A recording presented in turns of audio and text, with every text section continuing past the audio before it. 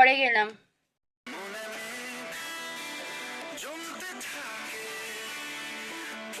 আহ,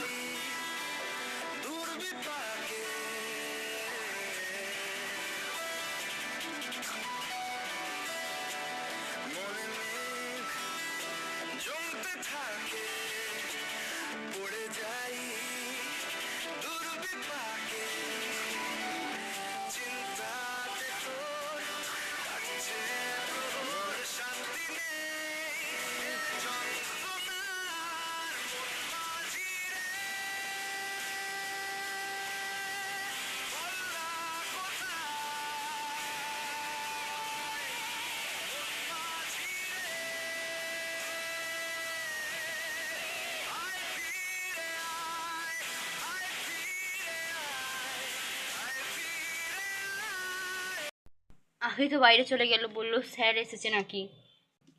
পাখিমা, তুই কোথায় যাচ্ছিস? মা, আমার ঘরে যে দমটা কেমন আটকে আটকে আসছে, আমি তো বাইরে একটু যাচ্ছি। হ্যাঁ হ্যাঁ মা, যা যা, এত ধকল নিয়েছিস, বাইরে দিয়ে একটু ঘুরে আয়, হাওয়া খেয়ে আয়। আচ্ছা, তোমাদের দোষে তো এসব ড্রামাকে করতে বললো, আগে দিয়েই পাখিকে জানিয়ে দিতে পারতে। যে হাতটা পাটা ধুয়ে নি, আর দিদিভাইকে দেখি কোন দিকে গেল। দিদিভাইয়ের সাথেই বাড়ি চলে যাবো একেবারে। এই সেরেছে, ওটা মনে হচ্ছে না জিৎ, এখানটা দাঁড়াই তো। দিভাই যখন জিতেরই সাথে কথা বলবে, তাহলে মাকে কেন বললো যে অফিসের স্যার এসেছে? কেন মিথ্যা বলছে দিভাই এরকম? সেটাই দেখছি, ভাবছি মেহেন্দির আগে কিছু একটা করবো। প্লিজ তুমি আমায় কথা দাও যে তুমি পাখির সামনে সবসময় ড্রামা করতে থাকবে, যাতে কি কেউ ধরতে না পারে। অবশ্যই, যখন থেকে তোমাকে দেখেছি তখন থেকে তোমার দিক থেকে তো নজর সরাতেই পারছি না। আচ্ছা, কি একটা কথা রাখবে? হ্যাঁ হ্যাঁ, তোমার তো সবই কথা রাখছি, বলো না। বলছে যে আমি আর তুমি যে আলাদা করে দেখা করি, এটা যদি পাখি জেনে গিয়ে যদি কোনো দিন জিজ্ঞেস করে, প্লিজ আমাদের সম্পর্কটার কথা ওকে বলো না, প্লিজ। অবশ্যই, তোমাকে আমি যখন কথা দিয়েছি কিছু বলবো না, তার মানে কিছু কোনোদিনও বলবো না। দিভাই কি সত্যি আর করছে আমার থেকে? বলছি, আর একটা কথা, একটা রিকোয়েস্ট আছে তোমার কাছে। হ্যাঁ হ্যাঁ, বলো না কি রিকোয়েস্ট। কালকে আমরা ঠিক 4টের সময় কি কফি শপে দেখা করতে পারি? অবশ্যই, হ্যাঁ, দেখা করতেই পারি।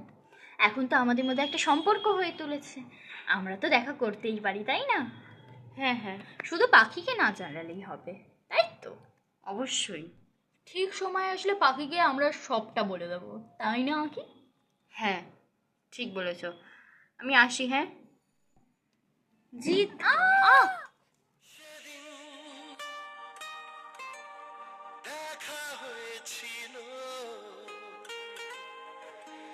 সেদিন,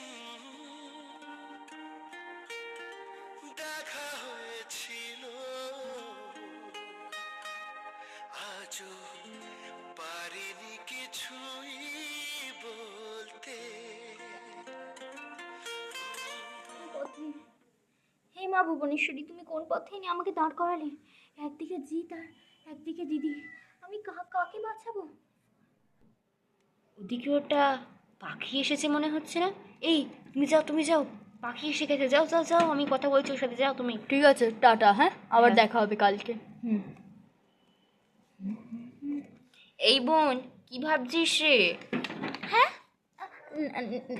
না না, না তো, কিছুই ভাবিনি, আমি তো মুখ ধুতে এসেছিলাম বাইরে। ও, চো চো ঘরে চো।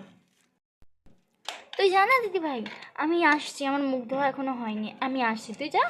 আচ্ছা আচ্ছা, চলে আয়, হ্যাঁ তাড়াতাড়ি। হ্যাঁ হ্যাঁ। আমি কি যেটা ভাবছি সেটা সত্যি, নাকি আমি ভুলভাল ভাবছি? আ আরে জিৎ, কি করছো কি তুমি? খেলা করতেই পারো নাকি তুমি সবসময় সবাইকে নিয়ে? মানে মানে জানি না, একদিন দিদিকে নিয়ে তো একদিন আমাকে নিয়ে, তুমি কি পাগল হয়ে গেছো নাকি? দিদিকে নিয়ে মানেটা ঠিক বুঝলাম না, তুমি কি বলতে চাইছো কি আমায়? না, কিছু বলতে চাইনি। ঘরে এসো, চলো, কিছু খেয়ে তারপর বাড়ি যাবে। কিন্তু পাখি দাঁড়াও, কি করছো, হাতটা ধরলে কেন? আর মাত্র 4 মাস বাকি আমাদের বিয়েতে, তুমি কিছু বলতে চাইলে বলতে পারো। আমার তো এবার থেকে একে অপরের সাথে সবসময়ের জন্য থাকবো। তুমি কি আসলেই আমার সাথে সংসার করতে চাও? আসলে আমার সাথে থাকতে চাও, নাকি সব এগুলো ঢং করছো? ওফো, তুমি কি বলতে চাইছো আমি কিছু জানি না। তোমার মাথা গরম আছে, 4 মাস পর আমাদের বিয়ে, তুমি মাথাটা ঠান্ডা করো। আর বাড়িতে গিয়ে ভালো করে ভেবে দেখো তুমি আমায় কী কী বলেছো। আমি বরং আজ আসি। দাঁড়াও, মনে রেখো যদি আমাকে নিজের ভেবে থাকো তাহলে সত্যিটা অবশ্য কোনো না কোনো সত্যি অবশ্য আমার থেকে লুকিও না। সত্যি কোনো থাকলে আমি তোমাকেই আগে জানাতাম, যেহেতু তোমার সাথে আমার বিয়ে, তোমার সাথে আমি একসাথে সংসার করব। জিৎ এত কনফিডেন্ট নিয়ে কেন বলছে, কেন আমাকে মিথ্যে বলছে জিৎ বারবার?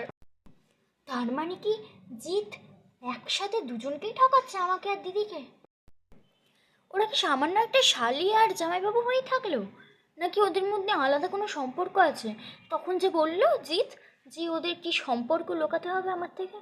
হ্যাঁ, আমি কি করব কালকে কালকে কালকে কালকে 4টের সময় ক্যাফে গেলেই আমি সব সত্যিটা জানতে পারবো। ক্ষমা করিস দিদি, আমি তোকে কখনোই ফলো করতে চাই না, কিন্তু আমাকে বাধ্য হচ্ছে, কারণ এতে তোর জীবন আমার জীবন দুটোই একসাথে পারাপার হচ্ছে রে। বাঁধটা ভেঙে গেলে না দুজনেই পড়বো।